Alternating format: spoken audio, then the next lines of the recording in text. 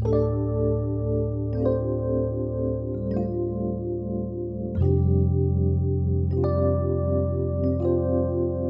पिछले हफ्ते आपने देखा कि रज़ाक वनमुन सुनकर बर्दाश्त की इंतहा पार कर चुका होता है। वो अपना सामान अपने बैग में भरने ही वाला होता है कि उसकी नज़र अपनी वर्दी में पड़ती है और उसके साथ साथ अपनी कमर पेटी पर। वो कमर पेटी जो पहली बार परवीन ने उसे अपने हाथों से बांधी होती है, और वो गुड्डा उसे देखकर एक हारे हुए आशिक का घर जलगाती है। उसे देखकर यूं लगता है कि वो अपने जिस्म को तो लेकर जाएगा, लेकिन परवीन की हसीन यादों और ख्यालों को कभी भी नहीं। इंसान अपनी पहली मोहब्बत को कभी भूल नहीं पाता। उसका एहसास और उसकी खुशबू कभी कम नहीं होती।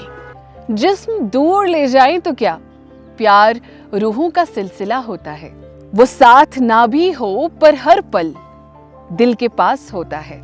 जिन्हें हम दिल से चाहें वो कभी दूर नहीं होते। खुशबू की तरह वो हवाओं में है बसे होते। अब रज़ाक को हाजी साहब के पुकारने की आवाज आती है और वो बाहर चला जाता है। इस शादी के मुकद्दस मौके पर डीआईजी साहब भी तशरीफ ले आते हैं। कुछ देर बाद गुलाम बेग भी वहां आ जाता है, जिसे देखकर हाजी साहब और नारायण जू बहुत परेशान हो जाते हैं और बहुत हैरान हो जाते हैं। उन्हें ये डर लगा रहता है कि अगर डीआईजी साहब को उस पर नजर पड़ी तो गजब हो जाएगा।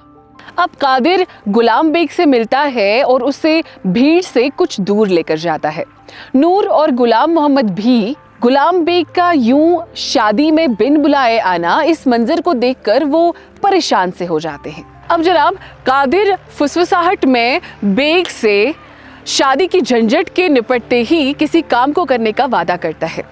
बेग उसे 2 लफ्ज याद रखने को कहता है, जस्ट सिटिंग। रज़ाक ये सब सुन लेता है। बेग का वहां से रुखसत होते ही हाजी साहब चैन की सांस लेते हैं। अब रात होती है। आतिशबाजी के साथ बारात आती है। शानो शौकत में डूबी वो रात आती है। फूलों की बारिश शहनाइयां गीत सुनाती है। लहरों को ओढ़कर दुल्हन की तकदीर चली आती है। और वही थोड़ी दूरी पर उसकी आंखों के सामने वो रुखसत होने वाली है। मुस्कुराहट के पीछे दुनिया रोने वाली है। दुल्हन के जोड़े में लिपटी है जो खुशी का पैगाम लेकर, वो जाने किस दिल को खामोशी में छोड़ने वाली है। परवीन की शादी मुकम्मल हो जाती है। बस विदाई और जुदाई उसके अपने घर वालों और अपने रज़ाक से रह जाती है। अब आगे। मुस्कुराती सुबह की और गुनगुनाती शाम की, मुस्कुराती सुबह की और गुनगुनाती शाम की। ये कहानी गुल की है, गुलशन की है, गुलफाम की। ये कहानी गुल की है, गुलशन की है, गुलफाम की। मुस्कुराती सुबह की और गुनगुनाती शाम की। ये कहानी गुल की है, गुलशन की है, गुलफाम की। ये कहानी गुल की है, गुलशन की है, गुलफाम की।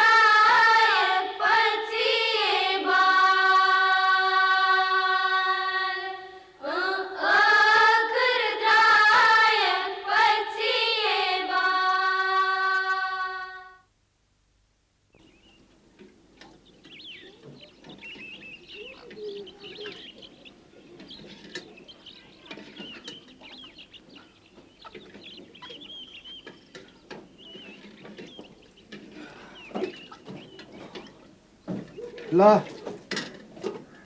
जरा थैली दे, आज खुद रोटी लेने जाना पड़ेगा। न जाने ये रज़ाक कहाँ चला गया। रहने दो, मैंने नूर मोहम्मद को भेजा है रोटी लाने। तुम बैठो, थोड़ा आराम करो। वैसे ये रज़ाक पहले कभी बिना पूछे इस तरह गया तो नहीं? बस अब इसका वहम सताने लगा। अरे तुम ही तो कह रहे थे कि गधे की तरह इतना काम करता रहा इतने दिन। किसी हाउसबोट की कोने में सो गया होगा। ले माँ। अब्बा, हमारी वो पुरानी किश्ती बुलवाड़ के घाट पर बंधी थी। कल रात कोई उसमें उस पार गया होगा, उसी में वापस लौट आएगा। अब्बा कल नहीं, रात के पिछले पहर शायद रज़ाक उसमें पार चला गया था। तुमने किसी काम से तो नहीं भेजा था उसे? नहीं, मैंने किसी काम से नहीं भेजा, और रात को भेजूंगा भी क्यों? वो नानवाई ने चूल्हा जलाते वक्त पास से गुजरते देखा था, थैला कंधों पर लटकाए। भाग गया तुम्हारा ये लाडला, भाग गया औरों की तरह।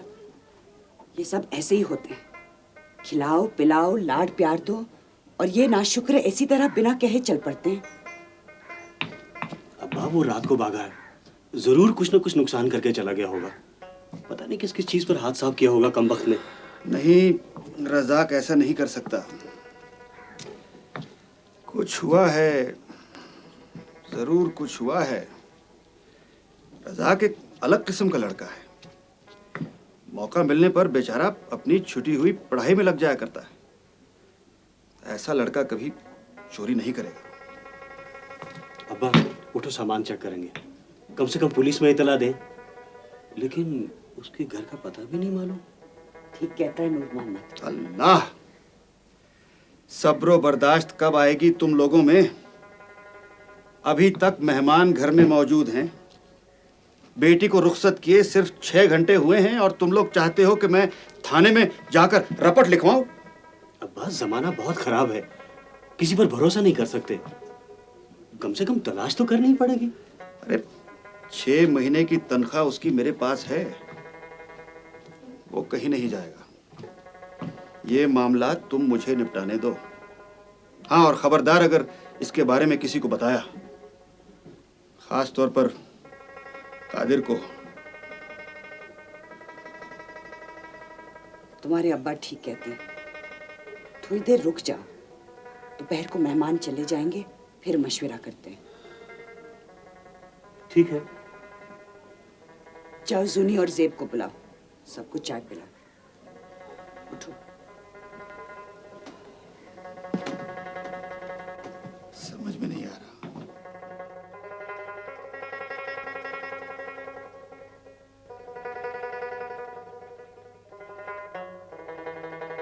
अब्बा, मैं तो 3-4 दिन के बाद ही पटन से लौट सकूंगा। वो सेब पेटियों में पैक कराने हैं और ट्रकों में लदवाने हैं। तू जा बेटे, वहाँ बहुत काम होगा, और अगर 2-4 दिन और रहना पड़े तो बेशक रह जाना। हमारी फिक्र मत करना, यहाँ कोई खास काम तो है नहीं। हाउस बोट भी सारे खाली पड़े हैं। नहीं अब्बा, मैं 3-4 दिन में ज़रूर आ जाऊंगा। अब तो परवीन भी आने वाली है। ये रज़ाक 2-3 दिन से दिखाई नहीं दिया। वो छुट्टी पर गया है। वो घर जाना चाहता था। मैंने उससे वादा किया था कि शादी के बाद जाने दूंगा, सो चला गया। मैं तो डर रहा था कि कहीं वो भी औरों की तरह भाग गया। नहीं, वो मुझसे पूछ के गया है। पूछ के गया है मुझसे। अच्छा, तो मैं चलूं?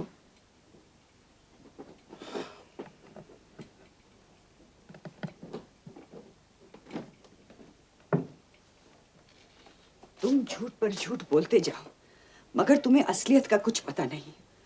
अरे कयामत आ जाती अगर कुछ हो जाता। बेचारी जेब ने हमारी लाज रख ली।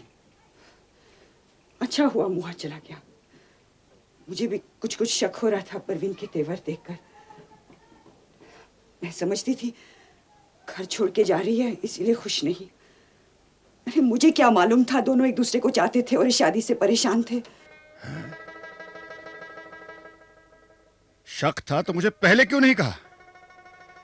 काश वो इशारतन मुझे बता देता तो मैं। देखो तो इस आदमी को, क्या फजूल की बातें सोच रहा है। नौकर था वो, उससे रिश्ता करते। अब इस बात का जिक्र किसी से करके बेवकूफी नहीं करना। मैं बेवकूफी नहीं कर रहा।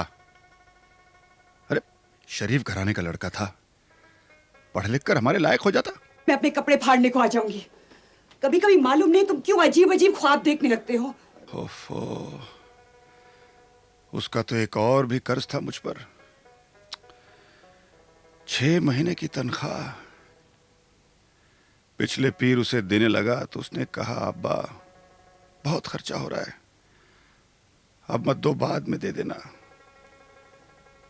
अरे वो औरों जैसा नहीं था, और अब ये भी नहीं मालूम कि उसका पता क्या है, कहां से आया कहां गया, कुछ नहीं मालूम। मैं जाके उसके कमरे में देखता हूं, शायद उसका पता मिल जाए। जब तक मैं उसका कर्ज नहीं चुकाता मुझे चैन नहीं मिलेगा। ठीक है, जाके देख लो।